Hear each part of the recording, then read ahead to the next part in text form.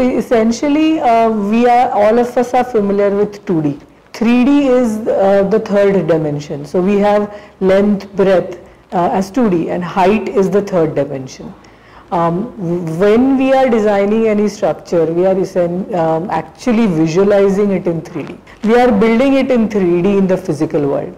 But in the middle, we go to this 2D transition, 3D to 2D and 3D back again. And there is where the loss of data happens. So 3D essentially, designing in 3D is like visualizing in 3D and building in 3D. The fourth dimension is the dimension of time. For any construction project, there is a certain time when you start building, a certain schedule at which you want to complete the construction. So when we start linking this time component to our model, I have 20 columns that I want to cast. Now these 20 columns have to be cast one every day. I link that time to that column and I can get a construction simulation of how my construction is progressed. So this is 4D, the fourth dimension of BIM. Again, why this becomes important is you have 20 projects that are happening in 20 different cities. From one location, you can monitor all your 20 projects. You don't have to go visit every location to see what is the progress. Is it on time? Is it delayed? That kind of monitoring also 4D allows us to do. And again, it's all remote monitoring and it's very visual. It's not a 2D line diagram or a Gantt chart that we are looking at. The next dimension of BIM is 5D. 5D is cost. A lot of us, that is the most important thing in a project. We can design a Taj Mahal, but how much is it going to cost? Can we build it? Till we don't know that, we will not build that Taj Mahal. We don't want to abandon our dream midway.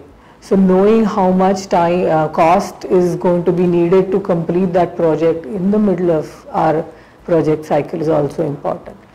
When we link this cost component with our model, we can do our budgeting properly. We can know how much money we have spent to date because we know how much construction we have done, and then we can also factor in what is my cost to completion. So if we have planned to complete 2 floors by this date and I have 4 more left to do, how much money I've spent on these 2 floors, how much more I need. That kind of budgeting, your cash flow planning, your procurement of material that you need to build the remaining floors, all that can be done as part of 5D. So essentially 5D is cost planning, it's material planning, bill verification, material procurement, multiple things encompass 5D. The next dimension is 6D. Right now the entire focus is on making buildings and our structures or even infrastructure sustainable. Just knowing that I am using this material, the carbon footprint of that material is so and so. It's a whole bunch of calculations you have to do. Then you figure out, no, this is not a carbon neutral building. So again, go through a set of calculations. But once you have a 3D model that is built, there are different software tools that let you calculate your carbon footprint, let you do a what if analysis and reduce that. Similarly, you want to see what is your energy load on the structure. How can you better manage your energy consumption? These tools, by linking your model to the tool, you can do it very quickly.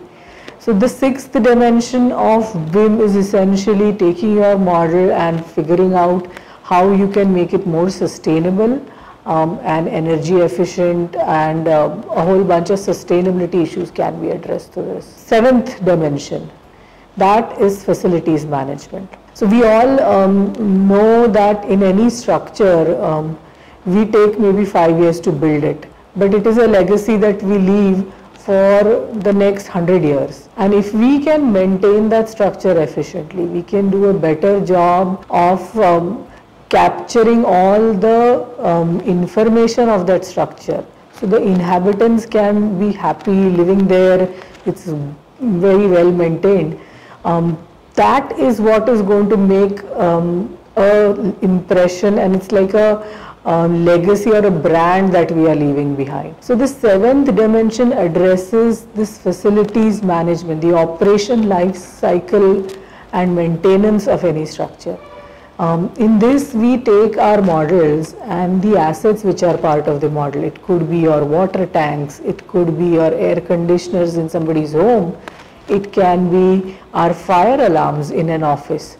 So all these are assets which are built in the model. We add information of what the actual manufacturer is, what is the service period, all the metadata of that asset. And that way, when we can link the model with an FM software, we can better manage a building. Here also again we have the ability to do what if scenario analysis. So if my building occupancy is 30, it is designed for 30 people, but right now I have only 20 people. Why am I cooling the room so much? I can manage my cooling load, heating loads better by reducing the temperature of my air conditioners. And this kind of asset management, which is more on the border of IoT and artificial intelligence, is where we are heading to. So 7D essentially lets us create digital twins. We can then have a digital version of a building, which we then can control in a digital world and bring it back into our physical building and have a very sustainable building. So again, it links back to the 6D part, that we want a very sustainable structure. So everything is interlinked. So 7D, again, to sum it up, is asset management, but it helps us achieve a digital twin. Currently, most of the focus is on these 7 dimensions. There is also an 8th dimension of BIM which we need to talk about. The 8th dimension essentially is the health and safety, logistics planning. If you are going to do renovation of a structure, you want to know what is there before, what you are going to retain, how are you going to plan the new construction around it. That kind of logistic planning can be done as part of 8th D. Another way of using 8th dimension is when we are doing our construction planning. We have tower cranes on our site, we have material trucks moving in. How is this going to affect the workers who are on site? What is their safety? That safety planning also is done as part of our 8D. So essentially, all dimensions of BIM are interlinked. There is a sequence in which some things are done, but to do 7D, you don't necessarily need to do 4D or 5D. Sorry, the basis of all is 3D, it's not 2D, all dimensions. But even today at site, we still need a 2D drawing to build.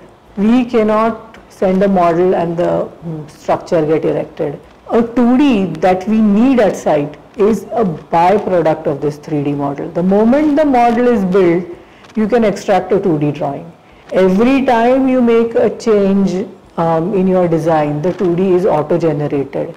So you don't have to put in extra effort to see if my plan matches my elevation, my section, my detail. All those happen automatically and it's error-free. So then the construction also becomes error-free. So essentially 3D to 7D, 8D are all beyond BIM things that we need to be looking at.